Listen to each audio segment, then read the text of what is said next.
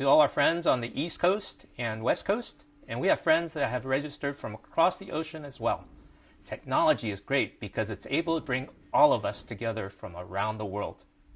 And before we get to our next guest, I just want to give a shout out to one of our supporting sponsors, VLB.org. If you have a second screen going on while you're watching the 316 Online Summit, I would recommend you check out www.vlb.org.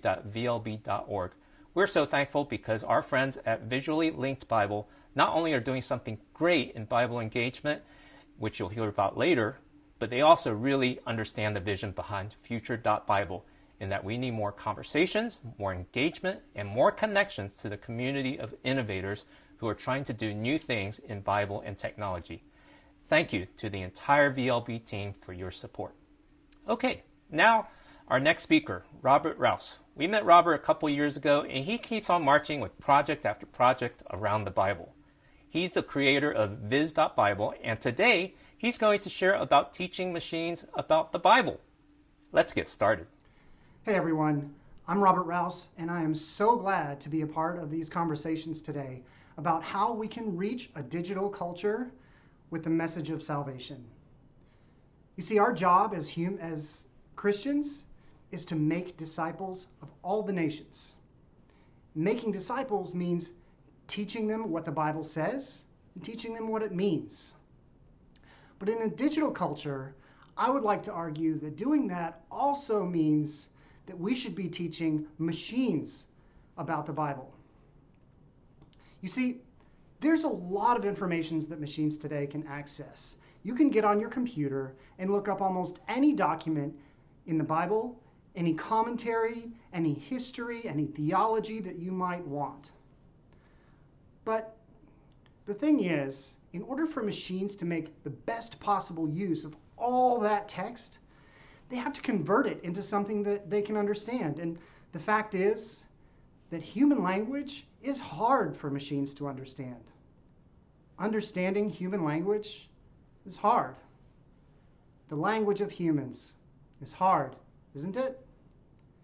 Don't you see that with so many different variations on saying the same thing, only the most advanced AI, natural language processing algorithms, can take that text and put it into a format that you can use in data analysis or chatbots or any other kind of algorithm that your ministry might want to take advantage of.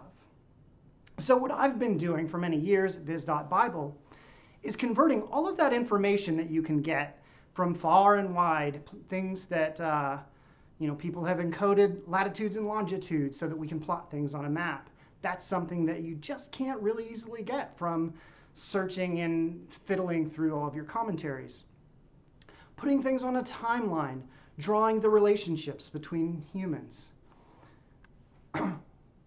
What you have to do is take that information and feed it into a database, structure it in such a way that software can parse through it and make something visual or perform some logical operations that would go into an algorithm.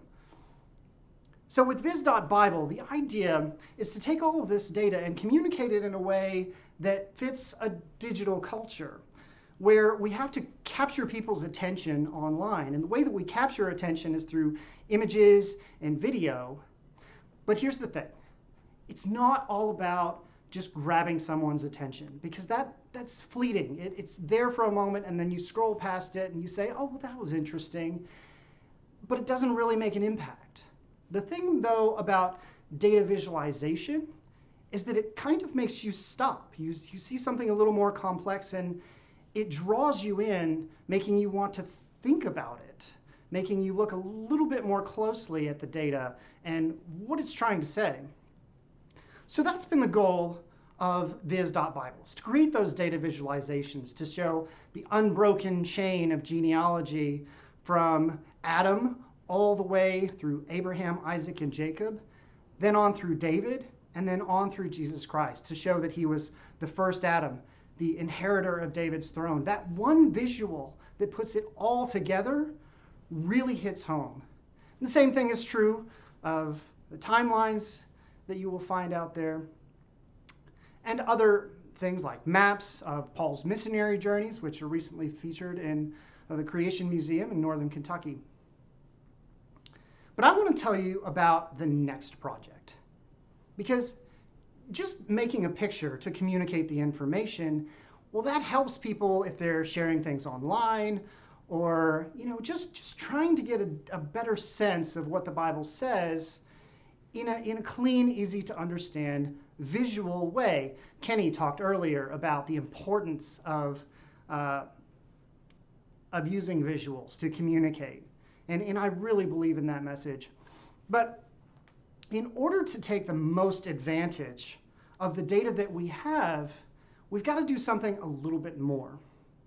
So let me go back to another thing that people do digitally, besides look through websites and scroll through their social media feeds that we might want to capture with these visuals.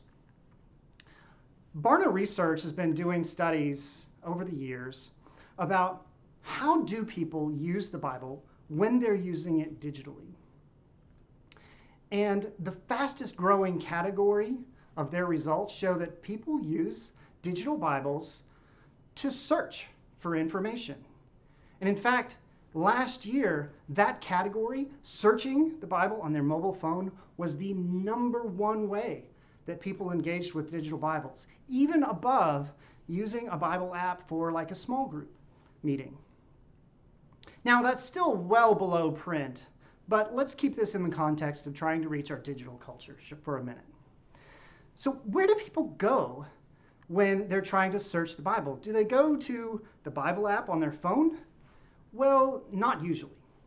The surveys that I've conducted show that people actually just go to Google. But the thing is, Google doesn't know a lot about the Bible. It knows a lot about modern culture, sports teams and stats, and even Harry Potter figures. You can find out through an API all the relationships and plot lines from the Star Wars universe, the Marvel comic universe.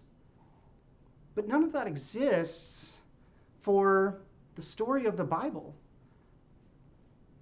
I want to change that. Now, to be fair, this kind of information absolutely exists in some of the most popular Bible software available today.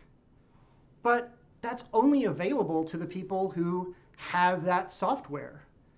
It's not necessarily usable through an API that you can access on your website. It's not necessarily something that data scientists and other researchers can pull the data out of to develop their own solutions. So what I'm putting together is part of a project called Theographic. Theo, obviously meaning the study of God, but the graphic part is the part I want to focus on. See, people, when I talk to them and I talk about graphics, it usually means, well, visual graphics, infographics, data visualizations. But in this context, I mean something else, because we're talking about search. What Google does to find relevant facts about the thing you're searching is that they search through what's called their knowledge graph. A graph is really just a way to connect facts together. So let's say you search for Abraham on Google. Well, it's going to recognize that you're probably talking about the biblical patriarch, and it's going to pull out information that it knows through its knowledge graph. It's going to connect that fact, that search term of Abraham, to a fact about his life. Who was his wife? Where did he live? Where was he born? Who were his close relatives? And it'll give you that in a nice, convenient little info box on the side. Now, let's contrast that with the experience that you might get through a Bible app today. When you type in a search term like Abraham, all it's really going to look for is that combination of letters. So you're going to find things from Genesis that talk about Abraham, but it's going to start in chapter 17. Before he was called Abraham, it's going to leave out everything that talks about the experience of Abram before he even had his first children. And that's such a key part of Abraham's life that we want to make sure that when people are searching for information about him, we don't leave that out. Well, that's what a knowledge graph does. it connects that information that the term Abraham and Abram both point to the same person. It connects those facts together for us. So what I'm building is a database that is called a graph database. It connects all of those facts that I've collected for the sake of Viz.Bible and puts it in something that we can now use to return search results. And it's not limited to just people. You can find out about places. You can find out about, obviously, the passages of the Bible. But because of this unique data structure that's here, you can do some really intriguing things. Like, for instance, what can you do on Wikipedia? If I'm looking at the Wikipedia page for the patriarch Abraham, on that page, it's going to have hyperlinks to all of the things that it talks about. It's going to talk about Isaac, and you can click on Isaac and then go find out more about him. So wouldn't it be great if when you're reading about the Bible in your app and you're reading the story of Abraham and Isaac, that if you want to find out a little bit more about Isaac's story, well, you just click on his name, just like you would on Wikipedia. And then when you click on there, wouldn't it be great if you got something more like a social media profile that all of our digital natives in our digital culture are so accustomed to seeing? And on that social media profile, it would, of course, tell us some basic facts about his life, maybe give us a timeline of events that he was involved in. And then, of course, it would absolutely link us all the way back to every verse, every section of the Bible that talks about him, so that you can go back and forth, learn about the person, but then go get the context and get the complete story. So that's what Theographic is all about. And I'm putting this together for you, for your ministry, for your data project, for your data science master's degree. I've had a lot of people contact me working on their degrees, wanting data for a project, and I say, hey, here you go. Tell me what you make. I'll share it with the world. We want to share data from the Bible with the world, because that reaches the world with the message of Jesus Christ, and it helps the technologies of tomorrow understand the meaning of the Bible, understand who those people are, where those places are, puts them together in a way that people searching for answers can find them easily from the text that we know and trust. So what I'm asking you to do today is, if you have any interest in this at all, reach out to me. Let's work together on it. If you want access to the data, if you want to look at an early preview of the things that I'm building as part of this project called Theographic, reach out to me. You can get me through my email address, robert@viz.bible. That's Viz with a Z or Z, depending on which country you're in.